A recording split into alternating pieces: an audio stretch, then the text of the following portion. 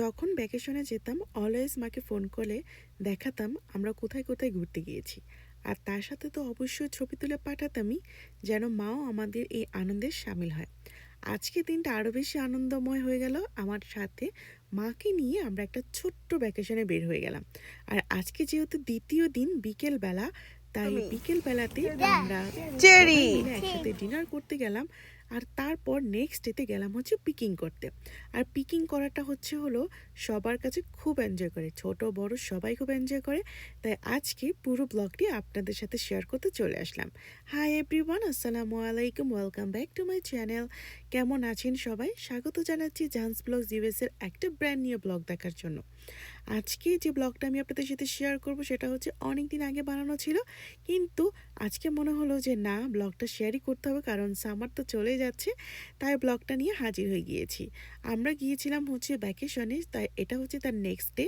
তো দুপুরের দিকে আমরা খেয়ে দিয়ে ঘুমিয়েছিলাম। তারপর হচ্ছে বিকেলের দিকে রেডি হয়ে বের হয়ে গেলাম একটু বাইরেটা ঘোরাঘুরি করার জন্য। আর সাথে একটু রাতের বেলা আমরা সবাই মিলে ডিনার করার জন্য।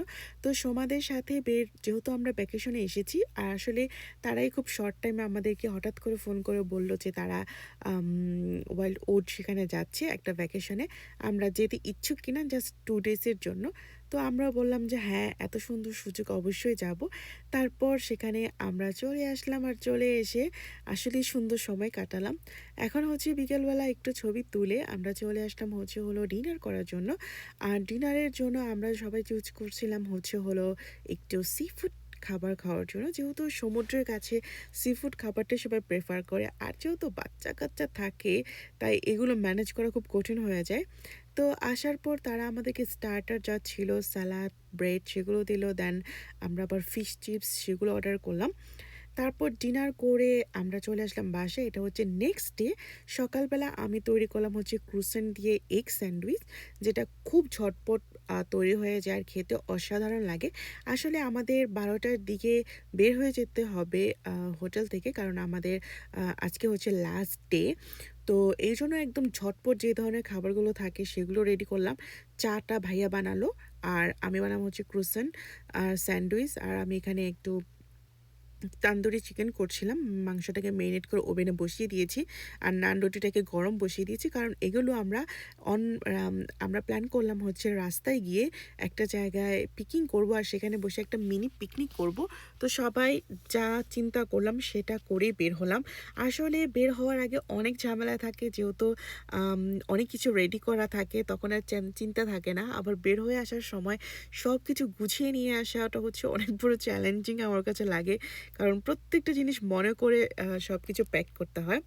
দেন আমরা কথা বলতে বলতে চলে আসলাম পিকিং করতে। আর এটা হচ্ছে চেরি হিলের অনেকটা গাছে, নিউ জার্সির মধ্যেই পড়েছে। তো সেজন্য আমরা আসলে কখনো আমরা cherry picking, sweet cherry picking করতে যাইনি। এর আগে যখন গিয়েছিলাম সেটা একটু টক ছিল চেরিগুলো, আর এটা ছিল একটা সুইট চেরি পিকিং। তাই ভাবলাম যে ওখানে গিয়ে একসাথে পিকিং করব, আর প্লাস হচ্ছে আমরা এখানে লাঞ্চটাও করে নিব, একটা ছোট্ট মিনি আমাদের পিকনিকটা হয়ে যাবে। তো এখানে চিলি পিকিং করার আগে আমরা খুব হাংরি ছিলাম, যেহেতু সকালে খুব লাইট আমরা ব্রেকফাস্ট করেছি। এবার আমি যে তান্দুরি চিকেনগুলো নিয়েছিলাম আর নান রুটি, সেগুলোকে এবার বের করে দিচ্ছি। আর সবগুলো খাবার গরমও ছিল, প্রায় 1 ঘন্টা ফার ছিল এখান থেকে আমাদের হোটেলটা। তারপর খেয়ে দিয়ে এবার আমরা পিকিং করতে চলে আসলাম। আর সোমারা হালকা পিকিং করে, মানে অল্প কিছু পিকিং করে চলে গিয়েছে, কারণ বাচ্চা ছিল, ছোট বাচ্চা। আবার তারাও তাদের এখান থেকে আবার বাসায় যেতে লাগবে লাইক 2 আওয়ার্সের মতন। আর আমাদের যেহেতু 1 আওয়ার্সের মতন লাগবে, তাই আমরা ভাবলাম যে খুব এনজয় করি চেরি পিকিংটা। তাই তাদেরকে এখন আমরা বিদায় দিচ্ছিলাম, তারা এখন চলে যাচ্ছে। আর তাদের সাথে খুব সুন্দর সময় কাটানো হলো। থ্যাংক ইউ সো মাচ সোমান ভাইয়া, আমাদের সুন্দর করে এই পিকনিকে, মানে এই ভ্যাকেশনটার মধ্যে আমাদেরকে ডাকার জন্য। খুব এনজয় করেছি আমরা। তারপর মোহাম্মদকে নিয়ে আমরা পিকিং করতে চলে গেলাম। আর পিকিং করতে আসলে মেইন জিনিসটা, এখন যে জিনিসটা আমার মাথায় থাকে সেটা কিছু ফ্রুটস নিয়ে যাওয়ার জন্য। কারণ যেহেতু আমি ডিজার্টের আমার বিজনেস, আর সেখানে আমরা নতুন নতুন জিনিস নতুন লঞ্চ করি। আর প্লাস যেহেতু হোমমেড সব জিনিসগুলো রাখি, বাইরে থেকে যে চেরিগুলো নিয়ে আসা হয় সেটার মধ্যে অতিরিক্ত পরিমাণে সুগার থাকে, প্লাস সেগুলো ফ্রেশ থাকে না, অনেক সময় অনেক ধরনের ওরা বিভিন্ন ধরনের কেমিক্যাল ইউজ করে, তাই আমি সবসময় পিকিং করতে যাই এই কারণে সেখান থেকে ফ্রেশ আমি ফ্রুটসগুলো নিয়ে এসে সেগুলোকে আমি ঘরের মধ্যে বানিয়ে জ্যাম বানিয়ে রাখি, বা এগুলোকে আস্তা করেই আমি জ্যাম বানাই যাতে কেকের মাঝখানে লেয়ারে দিতে পারি ফিলিং হিসেবে ফ্রেশ। এই জন্য মূলত আমাকে সবসময় পিকিংয়ে যাওয়া লাগে আর আমি এটা খুব এনজয় করি। তাই এখানে আমি চেরি পিকিংয়ে আসার এটাই হচ্ছে আরেকটা মহান উদ্দেশ্য। আর দ্বিতীয়টা হচ্ছে হলো মাকে দেখানোর জন্য চেরি পিকিং করতে নিয়ে এসেছি। কারণ আমাদের দেশে যেহেতু চেরির তেমন একটা চল নেই, খুব কম আছে। বলতে গেলে নাই হবে।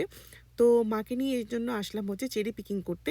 আমরা ২ টা পলিব্যাগ নিয়েছি। আমারটার মধ্যে নিয়েছি যেটা আমি আমার বেকিংয়ের জন্য লাগবে, সেই ধরনের গুলো খুঁজে, খুঁজে বের করে আমি নিয়েছিলাম। আর মার হাতে দিয়েছিলাম হচ্ছে একটা ব্যাগ যেটাতে আমরা ঘরে খাবো সেটার জন্য। দেন আমাদের পিকিং করা ডান, আমাদের পিকনিক ডান, ভ্যাকেশন ডান। এখন হচ্ছে মন খারাপের সময়, কারণ বাসায় চলে যাওয়া হবে। বাট এই সুন্দর মেমোরিজগুলো নিয়ে যাব, তাহলে আমাদের মনটাও খুব ভালো থাকবে। এভাবে করে কেটে গেল আমাদের ভ্যাকেশনের আরেকটা দিন। আশা করি আপনাদের কাছে ব্লগটি ভালো লেগেছে। ভালো লেগে থাকলে অবশ্যই চ্যানেলে সাবস্ক্রাইব করবেন। আজকে এ পর্যন্তই। আল্লাহ হাফেজ।